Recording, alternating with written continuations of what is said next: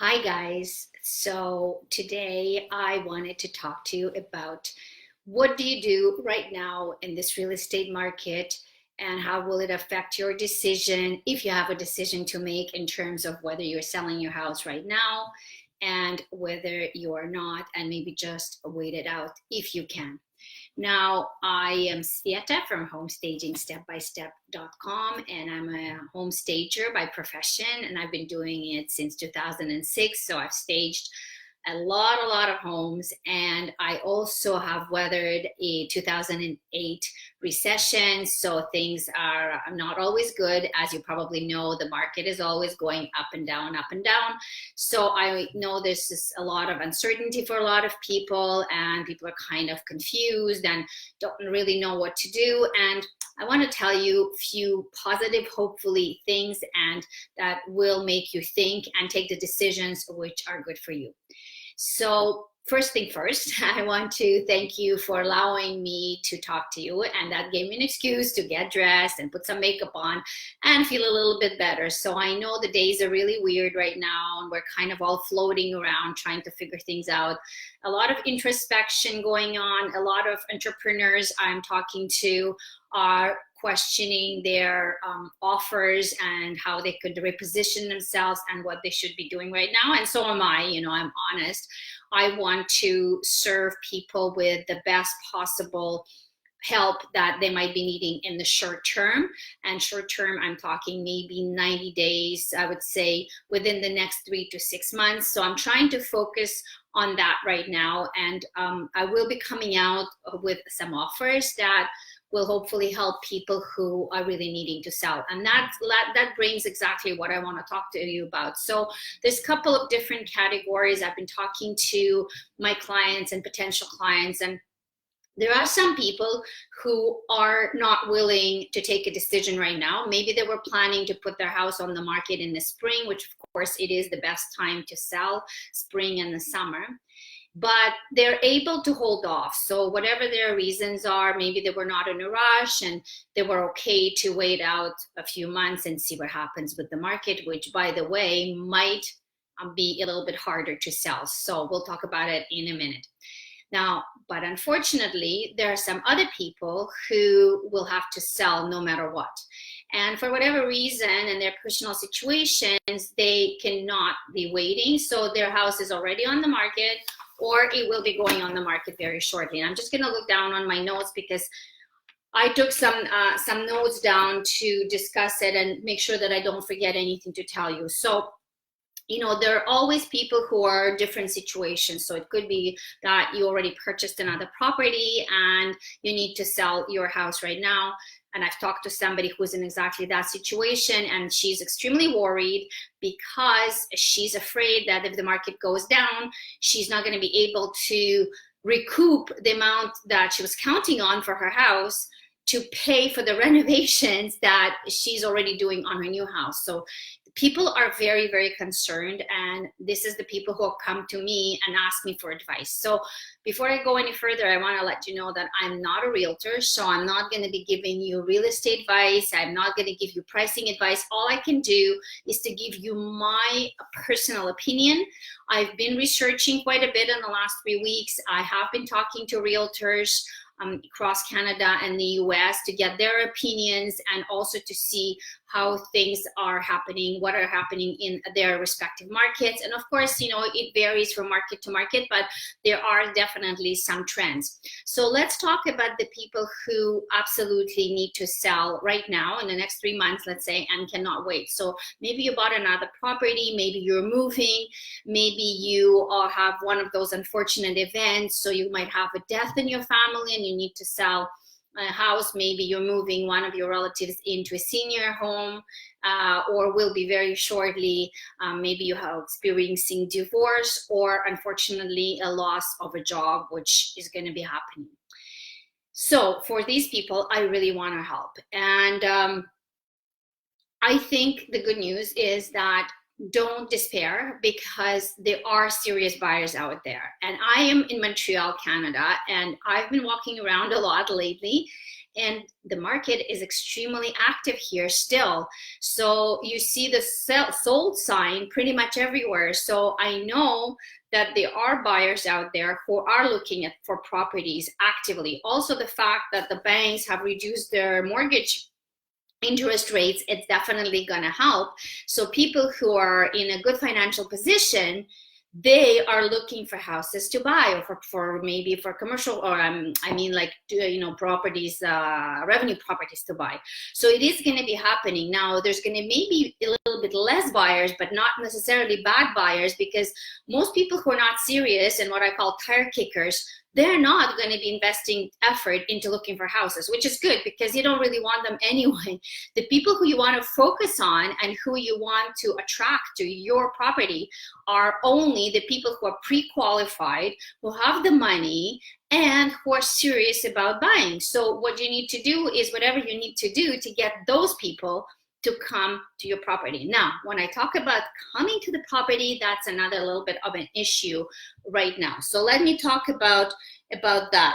So right now, it depends on which market you're in. And so what I would recommend to get the exact rules and regulations at this particular time is you should be talking to your real estate board, your local real estate board, or one of your local realtors who you trust. And they will tell you exactly what the regulations are in your area, because it really seems to vary by state and by province in Canada.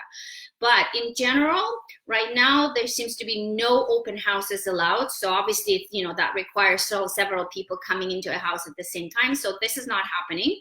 Hopefully it's temporary, but that's what it is. Now, don't worry, because open houses are not that important for a sale. And I've been talking to a lot of realtors, and if they're honest, you know, they tell me that most transactions do not happen through an open house. An open house is a good place for a realtor to pick up new clients for, you know, showing them other houses potentially if they're not interested in your house. But as a seller, that is not very important to you, because all you want is somebody who is well qualified and who has the money and who is looking for what you have to offer to come in, fall in love with your place, and make you good offers. That's what you want. So the fact that open houses are not allowed right now, I wouldn't worry about that too much. Now, the other thing that is a little bit more complicated and a little bit more annoying is the fact that some areas still allow personal visits, so in-house visits, but maybe only one person at a time. So for that reason, I'm telling you to check with your local authorities. But some areas seem to allow to have your realtor present and one person at a time who can go into the house. Maybe the home seller will be at home, maybe not. So you have to check exactly how it works. Of course, there are rules in terms of personal safety and disinfecting and all of that stuff. So some other areas, such as Montreal, for example, where I am, for the next at least 3 weeks, that's not happening. So here, we're not even allowed to go visit a property in person physically at this point.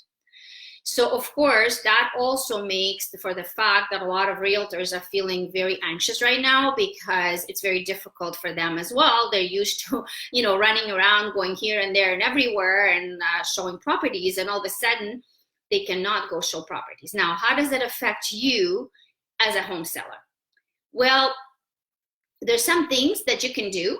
And I think that core, what I want to tell you is that how you present your house becomes even doubly more important than before, because now in the last couple of weeks, what the realtors are starting to do is they start, obviously you have really good pictures, so that's really important, you know, having professional quality photographs of your home, but that doesn't give people the understanding of the flow of your house. It's very difficult to understand how the house really feels when you only look at the pictures.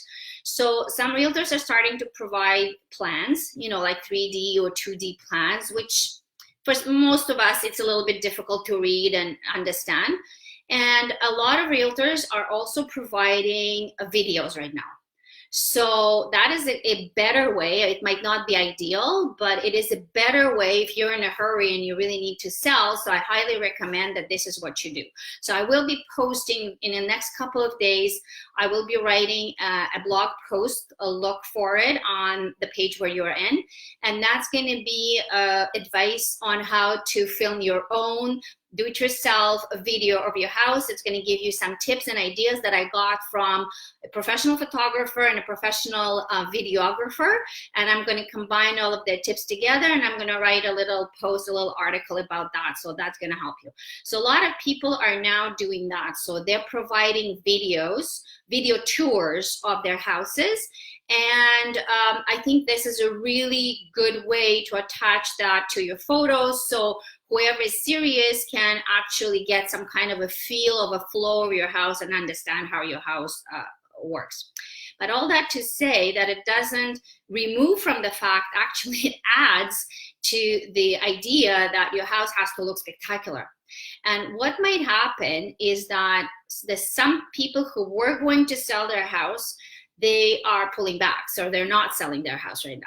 So if you are selling your house because you need to, you might end up actually in a good financial position, because you might have, there might be a situation where there is less houses on the market in your area.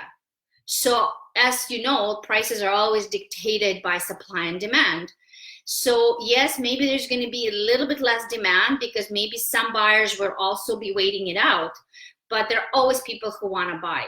And there might be less houses for sale, so that might keep the prices stable, but we don't know exactly. So what my advice to you is A, if you were planning to sell your house and you have an urgency to sell your house, whatever your situation is, then do it, don't wait. The other advice I have for you is really, really seriously pay attention to making your house look and feel its best before you list it. So now you're gonna have less buyers, you're gonna have competition. It's more difficult for buyers to physically see your house. So to combat all of that and be a winner, you absolutely need to present, to showcase, to create a wow factor for your house. So how do you do that? Well, the easiest way to do it is obviously through doing the proper steps, the proper way in terms of preparation of your house and staging. And when I say preparation staging, I always separate the two things, because a lot of people think that, staging is 1, 2, 3, throw some, couple of cushions and, put clean things up and I'm done. Well, it could be. So for some people, it might be sufficient, but believe me, for most people, it's not. And it's a specific set of techniques on how to make your house look its most attractive for potential buyers, no matter who they are. And of course, what you want to do is to deliver the best possible house to your buyers. So the better the house is maintained, the better it is updated, the better it is painted and brought to the modern look. And then, of course, there's cleaning, there's decluttering, there's depersonalizing, there is some little bit of decorating.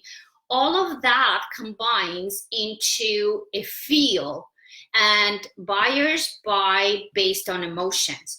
And because they cannot even maybe possibly visit your house in person, or there's going to be fewer buyers who are going to be visiting in person, it becomes even more important to impress them with what you've got. And the tools that you have right now are photos and videos.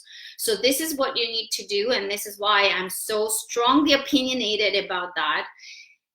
Do it well, do it now. And, get help.